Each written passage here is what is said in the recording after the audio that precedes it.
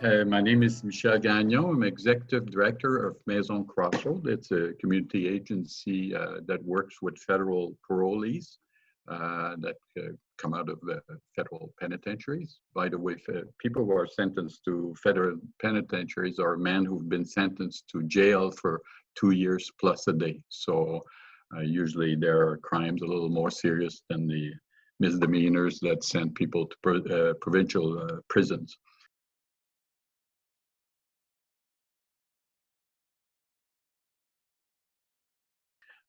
I've been doing this thing been managing this resource for over 30 years. Well, for about 30 years.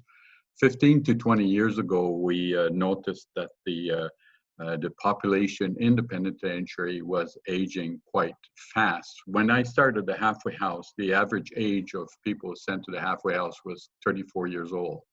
And now it's 49 years old. So you can tell that the population has aged quite a lot. The population inside has aged quite a lot.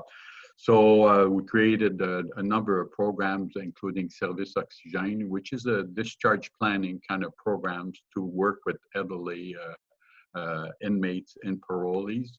A few years later, we created satellite apartments for elderly parolees. Once in a while in the media that the elderly people would be better off inside than they would be in those long-term care centers. And we felt there was a need to respond to that. And our point of view is certainly not to say that there's not a critical situation in long-term healthcare centers. As we saw with the COVID, it's quite tragic what's happening inside there. So we're not trying to say anything that would diminish how seriously there's a lack of adequate services in those long-term care facilities. But there are some serious distinctions to be made between services provided inside and services provided in the community.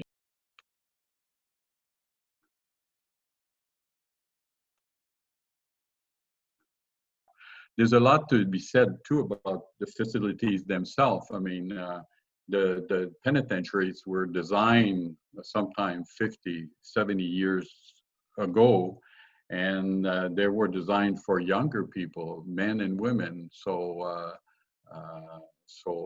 there's no ramps. There's no often it's very difficult for people who are older to maneuver around the penitentiaries. It's sometimes very hard to get to the cafeteria. It's very hard to go to the gym to get a bit of exercise, and the environment, aside from the physical environment, which is often it's cold, it's damp, it's all sorts of things that older people will tell you is very, very hard on the body.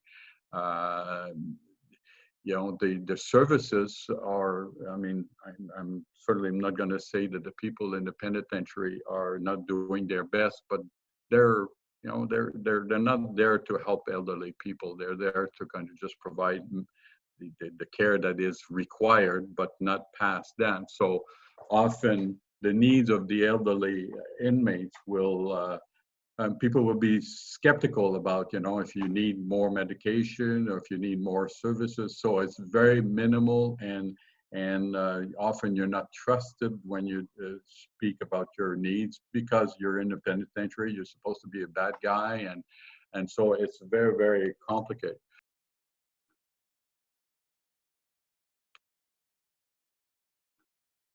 Living in jail is hard on the body and hard on the soul if you want to. So, we will often have a 50-year-old who's got all the problems of a 60 years old. Plus, he will have lost a lot of his autonomy, because that's the first thing that happens when you're sent to jail. Your autonomy is taken away from you. We're going to make all the decision for you. And so often these men and women who come out of penitentiaries have lost some very important part of what we call selfhood, in terms of they really have a difficulty, just taking their place back in community because they've been controlled and lost their autonomy for so long.